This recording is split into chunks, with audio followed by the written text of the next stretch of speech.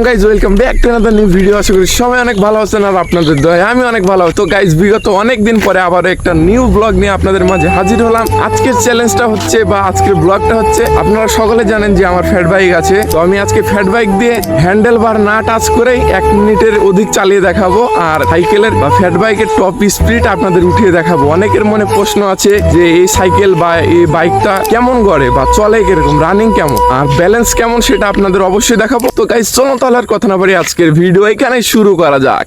যেটা হচ্ছে আমার ফ্যাট বাইক এখানে রাখা আছে, আর এই জায়গাটা হচ্ছে ঢালু। তো এখান থেকে আমি টপ স্পিড উঠানোর চেষ্টা করব।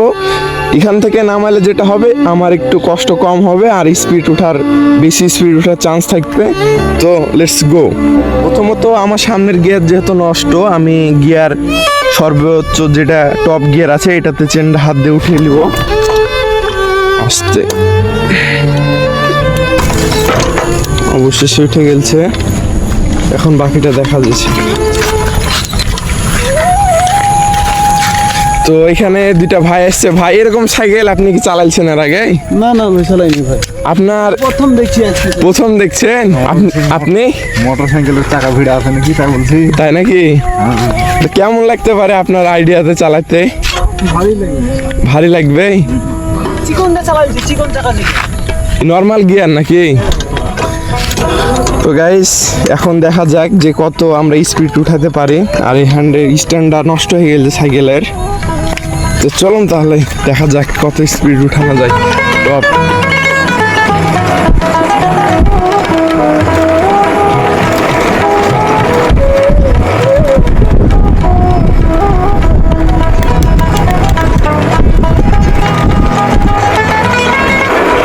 গাইস, অনেক স্পিড, এখন মিনিমাম 40।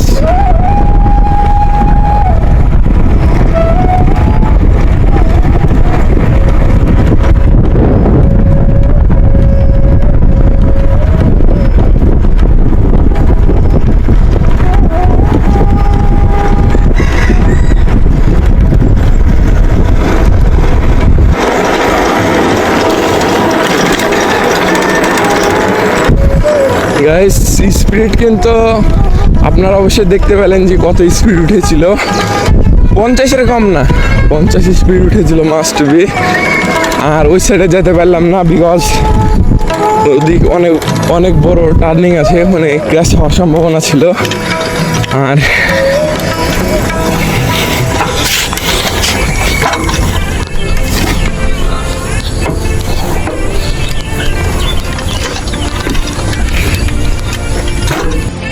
গাইস, আমাদের প্রথম চ্যালেঞ্জ তো কমপ্লিট। এবার চলুন তাহলে শুরু করা যাক আমাদের দ্বিতীয় চ্যালেঞ্জ। তো এখন আমি 1 মিনিটের বেশি না ধরে চালানোর চেষ্টা করব। জানি না কতটুকু পারবো, তবে আমার চালানোর এক্সপিরিয়েন্স আছে অনেক।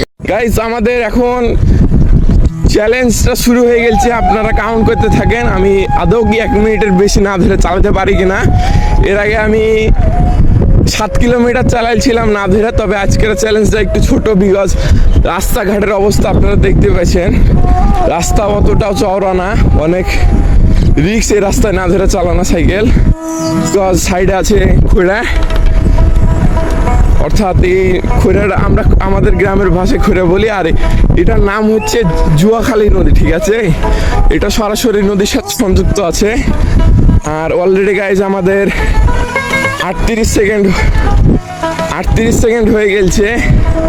আর কিছুক্ষণ সাইকেল চালানো শেষে আমাদের কমপ্লিট হয়ে যাবে আজকের চ্যালেঞ্জটা। দেখা যাক, না ধরে ব্রিজে উঠাবো গাইজ। দেখা যাক গাইজ, তাহলে অবশ্যই আমি পারি কি না ধরে উঠাতে ব্রিজে। গাইজ হয়ে গেছে গাইজ। গাইজ কি টাফ ব্যাপার। ও নো, সিজ ডেড। চাইছিলাম এখান থেকে পার হয়ে যাবো, বিকজ এই জায়গাটা আমার ধরাই লাগলো না, তো আমি ক্রস করে দিতাম। মানে পড়ে গেলে তো বুঝতে পারছেন, ক্যামেরা আছে এক হাতে, তারপর সাইকেল আছি, অনেক রিক্সি। আর আশা করি 1 মিনিটের বেশি হয়ে গেছে, তারপরও এটা আমি চালাচ্ছি জাস্ট আপনাদের দেখানোর উদ্দেশ্যে। আরও একটু বেশি চেষ্টা করবো চালানো না ধরে। দেখা যাক কতটুকু পারি। 1 মিনিটের বেশি তো হবে আমি জানি, কারণ এই সাইকেলের ব্যালেন্স অনেক ভালো ব্যালেন্স, ঠিক আছে। দেখা যাক কতটুকু পারি আজকে না ধরে চালাতে। ব্রিজে ওঠার ওই জায়গাটা অনেক রিস্কি ছিল, তারপরও নামার সময় সমস্যা, উঠতে লাগে পড়ে গেছিলাম, কিন্তু একটু ব্যালেন্স থাকার কারণে আর পড়িনি। গাইজ আপনারা সকলেই দেখলেন যে আমি আমার সাইকেল নিয়ে চ্যালেঞ্জ কমপ্লিট করে দিয়েছি, আর এখন আমি সাইকেলটা বাসায় রেখে আমাদের মাঠে চলে এসেছি। আর মাঠে শুধু ধান ক্ষেত আর ধান ক্ষেত, চারি সাইডে আপনারা একটু লক্ষ্য করলে দেখতে পাবেন।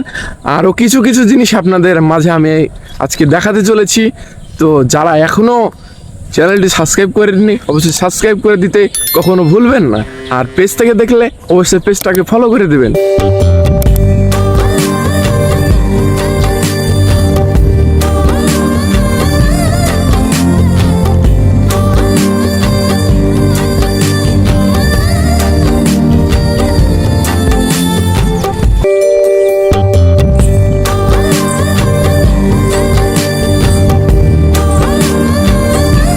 গাইজ এখন যাব হচ্ছে আমি আমাদের সেই জুয়াখালী নদীর তীরে, যে আপনাদের কিছু জিনিস দেখাবো, গিয়ে আপনাদের সাথে ওখানে দেখা হচ্ছে।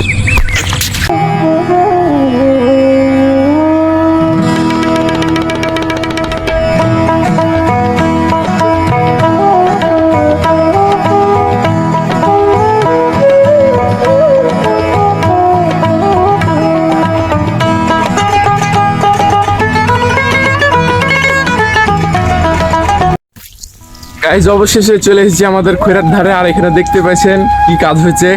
আর এখানে আমাদের 3টা দাদা আছে, তো দাদাদেরকে কিছু প্রশ্ন করব, আপনারা সাথে থাকেন। তো দাদা কাজ শুরু করলেন কখন? সকাল 6টা। সকাল 6টা। হ্যাঁ। আর শেষ হবে কখন? সবে 3টা। বেলা 3টা। হ্যাঁ 6টা। কিভাবে সোনালী আজ বাহির করছেন একটু বুঝা বুঝান, যে প্রথমে এঙ্গেরে ছিলালেন নাকি? হ্যাঁ প্রথমে ছিলে নিতে হবে, এরপরে তারপরে মারতে টান। আচ্ছা ঠিক আছে দেখান একটু পরে, আগে ছিলালেন। এই যে গাইজ এভাবে ছিলে নিতে হবে হাত দিয়ে সুন্দর করে জিনিসটা।